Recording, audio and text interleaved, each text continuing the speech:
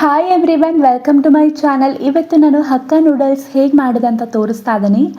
ತುಂಬಾ ಈಸಿಯಾಗಿ ಮತ್ತು ಡೆಲಿಷಿಯಸ್ ಆಗಿ ಈ ರೆಸಿಪಿನ ನೀವು ಮನೆಯಲ್ಲಿ ಮಾಡ್ಕೋಬೋದು.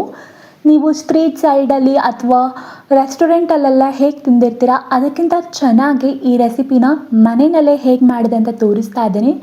ಸೊ ಇದನ್ನು ಶುರು ಮಾಡೋಣ.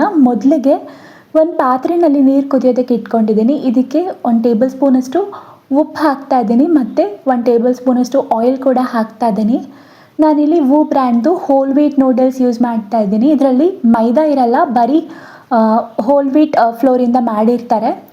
ಸೊ ಸ್ವಲ್ಪ ಹೆಲ್ದಿಯಾಗಿರಲಿ ಅಂತ ಇದನ್ನು ಯೂಸ್ ಮಾಡ್ತಿದ್ದೀನಿ. ಇವಾಗ 5 to 6 ಮಿನಿಟ್ಸ್ ಅಷ್ಟೇ. ಯಾವುದೇ ನೂಡಲ್ಸ್ ಬ್ರ್ಯಾಂಡನ್ನು ನೀವು ಯೂಸ್ ಮಾಡಿದರೂ ಕೂಡ 5 ನಿಮಿಷಕ್ಕಿಂತ ಜಾಸ್ತಿ ಹಿಡಿಯೋದಿಲ್ಲ ಬೇಯೋದಕ್ಕೆ. ಸೊ ಇವಾಗ ಕೋಲ್ಡ್ ವಾಟರಿಂದ ವಾಶ್ ಮಾಡ್ಕೋಬೇಕು ನೂಡಲ್ಸ್ನ ಒಂದ್ಸರಿ, ಯಾಕಂದರೆ ಕುಕ್ಕಿಂಗ್ ಪ್ರೋಸೆಸ್ ನಿಂತ್ಕೋಬೇಕು. ಸೊ ಇವಾಗ 1 ಟೇಬಲ್ ಸ್ಪೂನಷ್ಟು ಆಯಿಲ್ ಹಾಕಿ ಇದನ್ನು ನೀಟಾಗಿ ಮಿಕ್ಸ್ ಮಾಡಿಕೊಂಡು ಈ ರೀತಿ ಇಟ್ಕೋಬೇಕಾಗತ್ತೆ. ಸೊ ಇವಾಗ ನಾನು ವೆಜಿಟೇಬಲ್ಸಲ್ಲಿ ಬೆಳ್ಳುಳ್ಳಿ, ಈರುಳ್ಳಿ, ಹಸಿಮೆಣಸಿನ್ಕಾಯಿ, ಕ್ಯಾರೆಟ್, ಬೇಬಿಕಾರ್ನ್ ಮತ್ತು ಕ್ಯಾಪ್ಸಿಕಮ್ ಇದನ್ನೆಲ್ಲ ತಗೊಂಡಿದ್ದೀನಿ.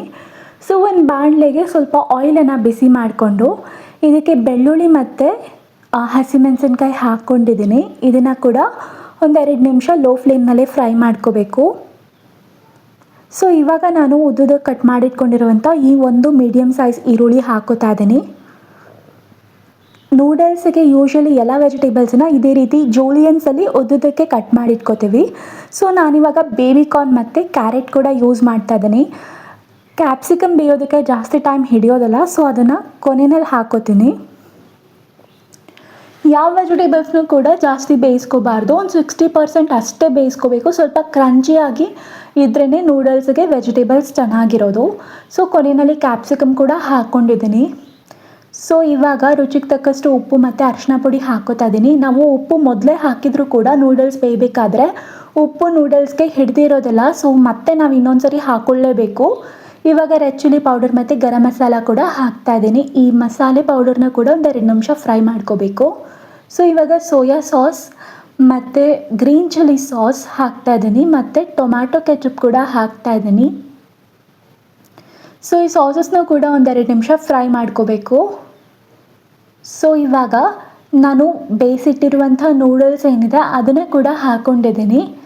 ಈ ನೂಡಲ್ಸ್ ಕೂಡ ಹಾಕ್ಕೊಂಡು ಇದನ್ನು ಒಂದ್ಸರಿ ಮಿಕ್ಸ್ ಮಾಡ್ಕೋಬೇಕು. ನೂಡಲ್ಸ್ ಮೊದಲೇ ಬೆಂದಿರೋದ್ರಿಂದ ನೀವು ಮತ್ತೆ ಇನ್ನೇನು ಇಲ್ಲಿ ಬೇಯಿಸೋ ಅಂಥದ್ದಿರಲ್ಲ. ಒಂದ್ಸರಿ ಹಾಕ್ಕೊಂಡು ಈ ರೀತಿ ಮಿಕ್ಸ್ ಮಾಡ್ಕೋಬೇಕು ಅಷ್ಟೇ.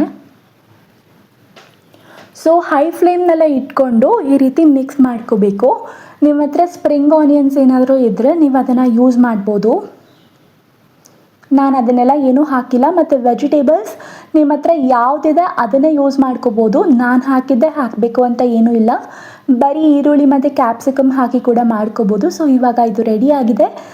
ಈ ವಿಡಿಯೋ ಇಷ್ಟ ಆಗಿದರೆ ಲೈಕ್ ಮಾಡಿ ಮತ್ತು ಇದೇ ಥರ ರೆಸಿಪೀಸ್ನ ನನ್ನ ಚಾನಲಲ್ಲಿ ತೋರಿಸ್ತಾನೆ ಇರ್ತೀನಿ. ಸೊ ಚಾನಲ್ಗೆ ಸಬ್ಸ್ಕ್ರೈಬ್ ಮಾಡಿ. Thank you for watching.